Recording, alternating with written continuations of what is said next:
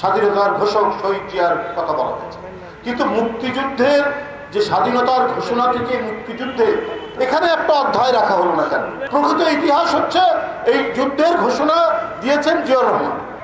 আপনারা কোন সেক্টরে যুদ্ধ করেছেন? আপনারা কোন সেক্টর কমান্ডারের আন্ডারে যুদ্ধ করেছেন? বাংলাদেশে কেউ দেশপ্রেমিক নেই, শুধু একটি রাজনৈতিক দল দেশপ্রেমিক। এই ধরনের বিভ্রান্তির আপনারা তৈরি করলে মানুষ হাসবে, মানুষ হাসি ছাড়া আর কিছু না। বাজি রেখে যুদ্ধ করেছে, তারাই স্বাধীনতার ঘোষণা দিয়েছে। মেজর জিয়াউর রহমান অন্যতম একজন সেই সেক্টর কমান্ডার যিনি স্বাধীনতার ঘোষণা দিয়েছে। আরও মেজররা যারা ছিলেন সেক্টর কমান্ডার সেই সময়, পরে তারা অনেকে জয়েন হয়েছে। আপনার অনেকেই এর মধ্যে রয়েছে। আপনার যে কারিকুলামে আমরা স্কুলের যে পাঠ্য বই দেখতে পাচ্ছি সেটা সম্পূর্ণ সরবরাহ করতে পারে। সমস্ত জাতীয় নেতৃবৃন্দ তাদের জন্য অধ্যায় করা হয়েছে ক্লাস 4-এ, ক্লাস 5-এ, 3-তে। আমরা এটারও দ্বিমত করছি না। সেখানে শেরে বাংলা ফজলুল হক, মজলুম জননেতা মাওলানা ভাসানী, সেখানে হোসেন শহীদ সরওয়ার্দী, সেখানে মরহুম শেখ মুজিবের নাম রাখা হয়েছে। ঠিক আছে, কোনো অসুবিধা নাই।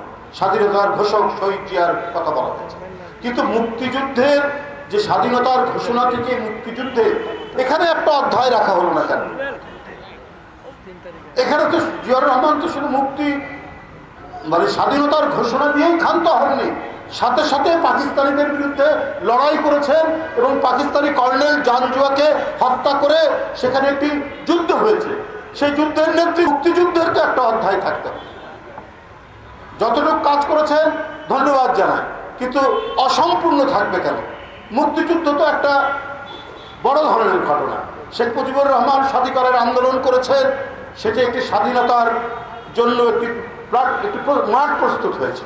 কিন্তু শেখ মুজিবুর রহমান, মরহুম শেখ মুজিবুর রহমান, তিনি স্বাধীনতা যুদ্ধের কোনো বিশেষ ঘোষণা বা বিশেষ প্রস্তুতির কথা তিনি বলেননি, বা তোমরা সেই আহ্বান তো তার নাই। জোর করে যেটা বলেছেন, গায়ের শক্তি দিয়ে যেটা আওয়ামী লীগ বলেছে, শেখ হাসিনা বলেছে, সেটা ভিন্ন ব্যাপার। প্রকৃত ইতিহাস হচ্ছে এই যুদ্ধের ঘোষণা দিয়েছেন জিয়াউর রহমান এবং যুদ্ধ শুরু হলো 9 মাস। এর তো একটা অধ্যায় থাকতে হবে।